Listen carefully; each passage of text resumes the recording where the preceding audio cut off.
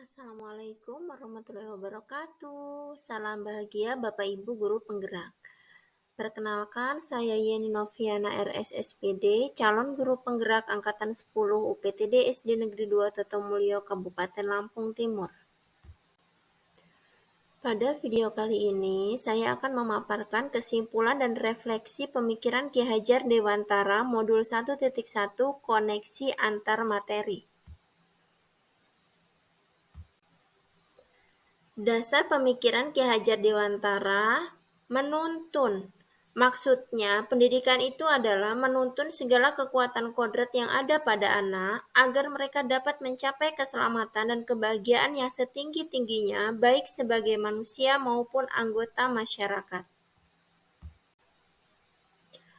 Apa yang Anda percaya tentang murid dan pembelajaran di kelas sebelum Anda mempelajari modul 1.1?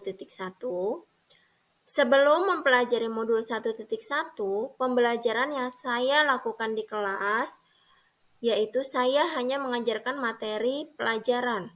Siswa tuntas KKM lebih penting daripada memahami karakter siswa.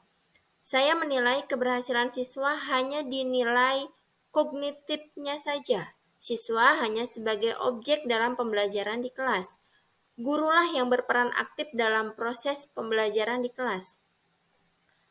Saya hanya meminta siswa untuk menghafal materi dan tidak mempedulikan apakah siswa benar-benar paham terhadap materi. Saya sering mengeluh dan merasa gagal jika banyak siswa yang tidak tuntas dalam evaluasi setelah pembelajaran. Lalu apa yang berubah dari pemikiran dan perilaku Anda setelah mempelajari modul 1.1? Setelah saya mempelajari modul 1.1 tentang pemikiran Ki Hajar Dewantara, saya menyadari bahwa apa yang saya pikirkan dan saya lakukan selama ini dalam proses pembelajaran tidaklah tepat. Pendidikan yang diterapkan haruslah yang berpihak pada anak, menghamba pada anak, bebas dari segala ikatan, dengan suci hati mendekati sang anak bukan untuk menuntut anak, melainkan kita sebagai guru haruslah menuntun anak menuju kecakapan hidup di masa depannya kelak.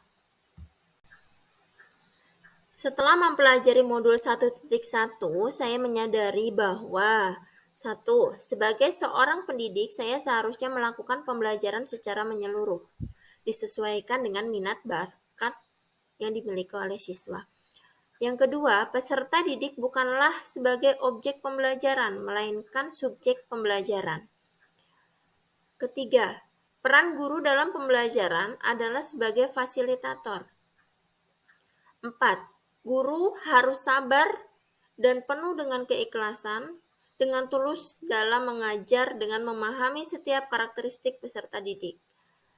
Dan yang kelima, memberikan kesempatan peserta didik untuk tumbuh dan berkembang sesuai kodrat yang mereka miliki. Apa yang dapat segera saya terapkan lebih baik agar kelas Anda mencerminkan pemikiran Ki Hajar Dewantara? Yang dapat segera saya terapkan dalam pembelajaran di kelas yaitu diantaranya, yang pertama, saya merancang pembelajaran yang menyenangkan, yang disesuaikan dengan karakteristik peserta didik saya di dalam kelas. Yang kedua, menerapkan pembelajaran abad 21, yaitu berpikir kritis, kreatif, komunikatif, dan kolaboratif. Yang ketiga, pembelajaran di kelas tidak lagi menuntut, melainkan menuntun.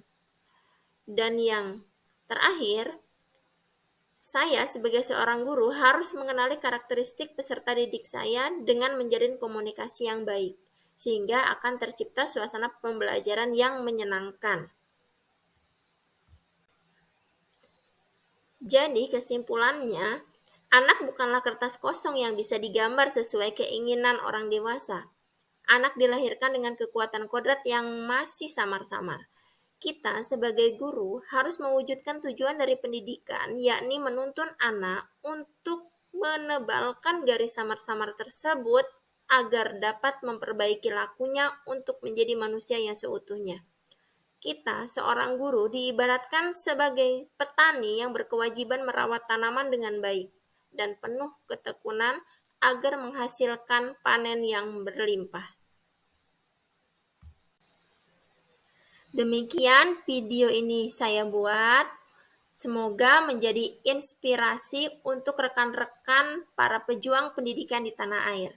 Terima kasih. Wassalamualaikum warahmatullahi wabarakatuh.